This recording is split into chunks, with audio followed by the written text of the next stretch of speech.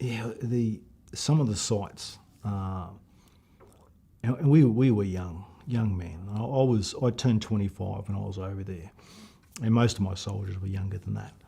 Now, every person that went out, whether it be a medic, it might have been an intelligence officer, it might have been someone going to check the local water, they had to have their protection party with them, and mostly we'd operate in 4 to 5 man protection groups, and so the lake Kivu was just littered with bodies.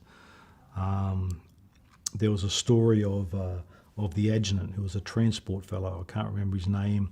They stopped the vehicle on the side of the road and just went to take some photos, and he trod on something squishy, and he's looked down and he's put his foot in the chest of a cadaver. These sort of sights and all not, if not sight smells, that decaying body smell. Now we didn't have a psych deployed with us or anything like that. We did have the unit padre, Ron Peacock, a lovely fellow. He would be tasked to try and counsel anybody if they'd seen something terrible, and encourage them to talk through it and that sort of thing, and offer his services. So we tried in that way. As a commander, if I saw someone a little bit on edge, you might get one of his buddies to stand by him, or just make sure that he was never left alone, or that sort of thing. But it was quite regular. I think the most horrific thing I saw is our intel guys were tasked by UN headquarters to go to a church that they'd heard had some dead bodies, and so I went along with the protection task. And it's hard to describe. To this day, I regret going and wish I hadn't have gone. But at that time, you're young and brazen, and I'm going to see what I'm going to see. You can't stop me, type thing. Well, there was over 300 bodies in this church with their luggage.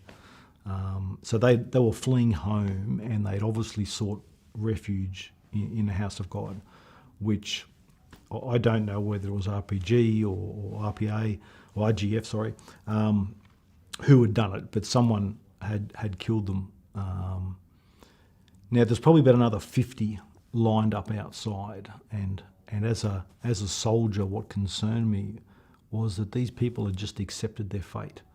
Now the soldiers, to save money on bullets, ended up using machetes to kill these people. And I'm thinking, if you're going to die, if you're just waiting in line to die, at least fight back or run. Don't just stand there and wait for your turn. And that really got my goat.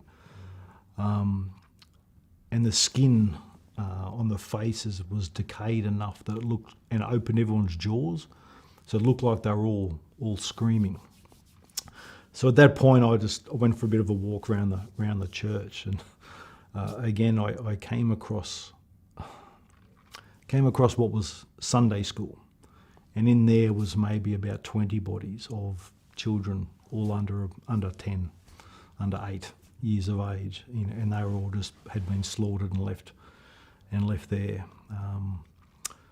And it was the only time I was a little bit reckless. I also had a military license, so I was driving one of the vehicles, and we drove back along dirt roads. I'll admit, probably a little bit fast, and I went through an RPA checkpoint, and their checkpoints were quite literally a couple of milk crates with a bit of string, but they had a rifle. If you didn't stop, and we would do the right thing and stop, as I referred to earlier. But this time I was just a mixture of terrified, angry, trying to work out my emotion, and we just drove on through, just ran through it. And I thought, if they shoot at us, they shoot at us, and they didn't, and we kept going home. And it was one of my NCOs afterwards grabbed me and said, are you okay, boss? Like, what the hell was that all about?